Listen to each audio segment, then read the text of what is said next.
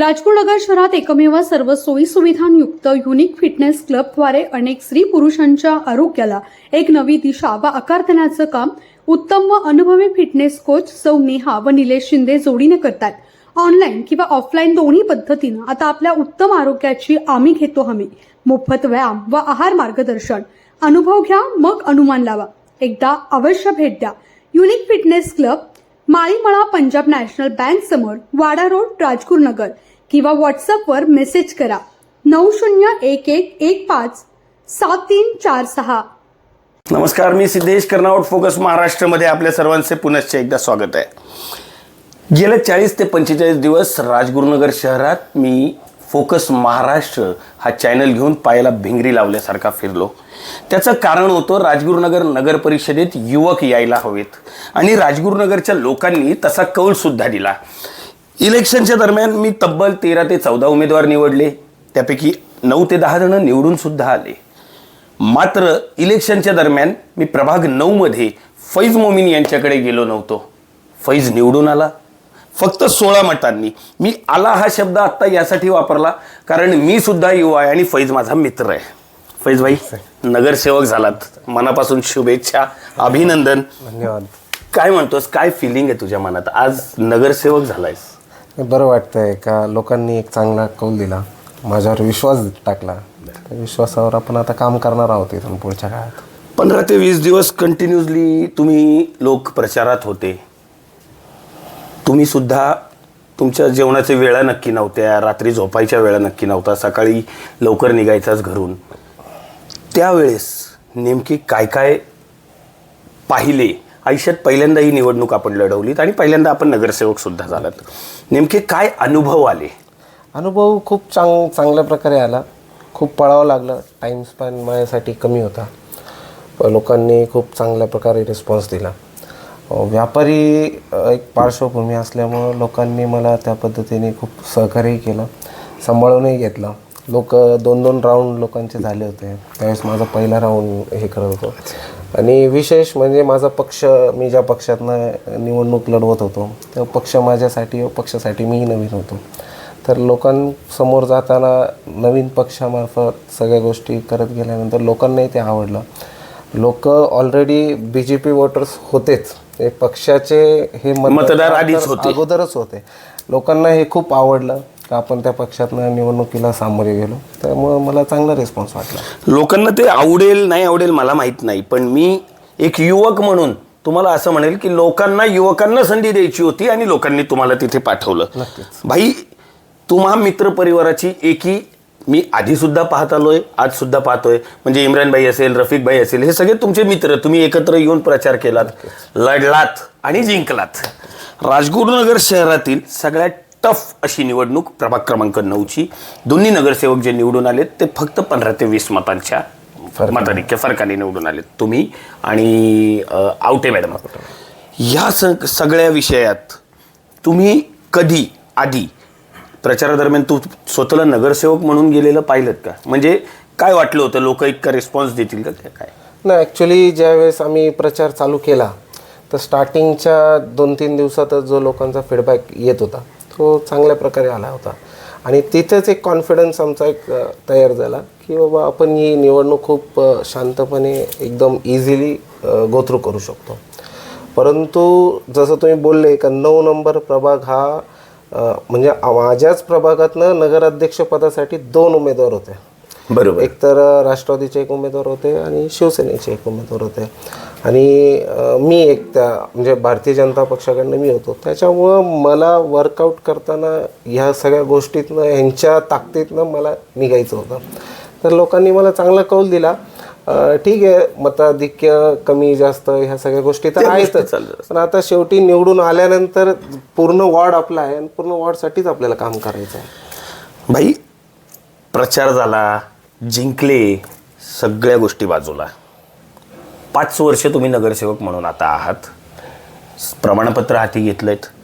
तुम्हाला असं काय वाटतं की तुमच्या प्रभागात प्रचंड मोठा राजगुरुनगरचा सर्वात मोठ्या प्रभागांमध्ये, पहिल्या 2 प्रभागांमध्ये तुमचा, एक 9 नंबर आणि दुसरा 7 नंबर, पहिलं काम कुठलं करावं? आता जसं का आपण निवडणुकीच्या अगोदर पण लोकांना ज्यावेळेस आपण रिक्वेस्ट करत होतो त्यावेळेस पण आपण तेच सांगितलं होतं का स्टार्टिंगला आपण लोकांच्या मूलभूत गरजा ज्या आहेत तर नगर परिषदच्या मार्फत जे काही गोष्टी येतात जसं काय स्ट्रीट लाईट झालं, ड्रेनेजच्या समस्या, कचरा, पाणी, टॅक्सचा एक खूप मोठा इश्यू आहे. तर या सगळ्या गोष्टींवर स्टार्टिंगला आपण फोकस करणार आहोत. त्याचप्रमाणे माझ्या प्रभागामध्ये एक शौचालय चांगलं, सगळ्या सुखसुविधा व्यवस्थित, क्लीन भाई राजगुरुनगरमध्ये तुम्ही या विषयाकडे घुसलात, मी थोडा अडवतो. राजगुरुनगरमध्ये ना शौचालय संपलीत, म्हणजे काही ठिकाणी होऊन बंद केली गेली किंवा पाडली गेली आणि काही ठिकाणी प्रशासनाने लक्ष दिलं नाही. तुम्हाला असं नाही का वाटत की प्रत्येक प्रभागामध्ये महिला वर्ग असेल किंवा पुरुष वर्ग असेल यांच्यासाठी चांगल्या सुखसुविधांचं शौचालय प्लस अजूनही काही गोष्टी असाव्यात? नाही, नक्कीच 100% एक चांगलं म्हणजे महिलांसाठी मेन तर एक चांगलं सगळ्या सुखसुविधा असलेलं एक शौचालय प्रत्येक प्रभागामध्ये आपल्याला उभारावंच लागणार आहे आणि त्या लवकरात लवकर आपण त्याच्यावर म्हणजे काम करणारच आहोत. जे काही आपले सगळे नगरसेवक निवडून आले त्यांच्या साथीने, त्यांच्या सहकार्याने आपण त्याच्यावर प्रायोरिटीने आपण काम करणार आहोत. शौचालयांचा विषय झाला बाई. पाण्याचा तुम्ही महिला वर्गात त्यांचा मुलगा म्हणून गेलात, अनेक मोठ्या मातांनी तुम्हाला आपला मुलगा म्हणून मत दिलं आणि तुम्ही त्याच्यात यशस्वी सुद्धा व्हाल, मला ते म्हणायचं नाही आहे. पण पाण्याच्या विषयाबद्दल तुमचं एक नगरसेवक म्हणून आता काय मत आहे? आता कसं आहे का पाणी हे सगळ्यात इम्पॉर्टंट पार्ट आहे. प्रत्येक घरात ज्यावेळेस पाणी येत नाही त्यावेळेस ज्या अडचणी निर्माण होतात ते आपल्याला जवळून आपण पाहिलेले आहेत, आपल्याला त्याचा अंदाज आहे. त्याच्यामुळं आत्ता आपलं जेवढ्यात लवकर आपलं कारभार चालू होईल, ज्यावेळेस आता स्टार्टअप होईल तर आपण फर्स्ट अटेम्प्ट पाण्यावरच वर्कआउट करणार आहोत. आमचे सगळे नगरसेवक भारतीय जनता पक्षाचे पण त्याच प्रोटोकॉलने चाललेले आहेत का आपल्याला राजगुरुनगर शहरात प्रथमतः सगळ्यात पाण्याचा प्रश्न सोडवायचा आहे.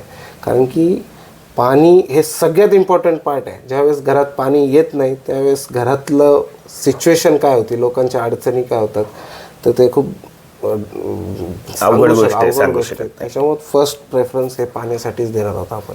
ऑफ कॅमेरा तुम्ही आत्ता गप्पा मारता मला म्हणालात MSCBचं ज्या वीज तारा असतात त्याच्याबद्दल तुमच्या डोक्यात काहीतरी एक विचार चालू आहे, नेमकं काय? आम्ही ॲक्च्युली असा एक विचार केला होता का ज्या का सगळ्या वरतून जे तार गेलेले आहेत हे अंडरग्राऊंड वायरिंग करायचं एक आमचं ध्येय आहे. ओके.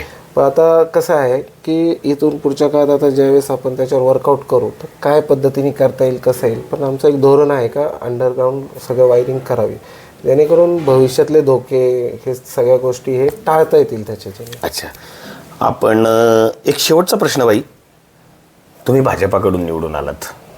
जसं भाजपा आहे तसं राष्ट्रवादी पण काही नगरसेवक त्यांनी लोकांनी जनतेने निवडून दिलेत. शिवसेनेच्या शिंदे गटाचे काही लोक निवडून दिलेत आहेत आणि नगराध्यक्ष शिवसेनेचे आहेत.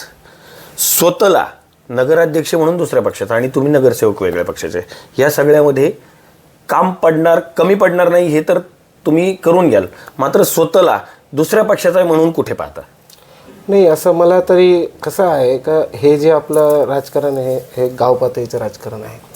शेवटी आमच्याच प्रभागातनं नगराध्यक्ष निवडून आलेले आहेत. जो प्रभाग माझा आहे तोच प्रभाग त्यांचा आहे आणि ठीक आहे त्यांचा पक्ष वेगळा जरी असेल तरी मिळून काम करण्याची आमची इथून पुढच्या ह्याच्यात भावना आहेत. त्यांच्यासोबत त्यांच्या साथीने आमच्या भारतीय जनता पक्षाच्या सगळ्या नगरसेवकांच्या साथीने जे काय अडचणी आहेत ते मिळून आपण सगळ्यांच्या मताने सॉर्ट आउट करायचा प्रयत्न 100% करणार आहोत.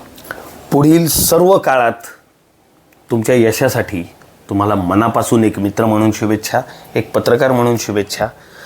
मात्र जर कधी वाटलंच की तुमच्यावर टीका करायची आहे, कधी काही काम कमी पडलं तर निश्चित एक पत्रकार म्हणून सुद्धा मी ते करणार आहे आणि एक मित्र म्हणून तुम्ही ते निश्चित त्याला साथ द्याल. फोकस महाराष्ट्राने अनेक युवक पाहिले, अनेक नगरसेवक सुद्धा आपण आता नगरसेवकांशी गप्पा मारणार आहोत. मात्र त्या सगळ्यामध्ये मी आज पुन्हा एकदा सांगतो की आमचा कल हा युवकांना पुढे आणण्याचा होता, कारण काही लोकांना असं वाटत होतं की युवक काम करू शकत नाही आणि हे तेच युवक आहेत जे आपला देश पुढे नेऊ शकतात. कॅमेरामन सचिन भंडारी यांच्यासह सिद्धेश कर्नावट, फोकस महाराष्ट्र, राजगुरुनगर. ओके. खेड तालुक्यातील गेल्या 4 पिढ्यांहून अधिक चालत आलेली सर्वात जुनी पेढी, विश्वास हीच परंपरा, सोने चांदी हिरे मोती दागिने नवग्रह खडे मिळण्याचे एकमेव ठिकाण वापगावकर लक्ष्मी ज्वेलर्स, प्रोप्रा परेश माऊलीशेठ वापगावकर, बाजारपेठ पेशी शेजारी, राजगुरुनगर, 9850919999.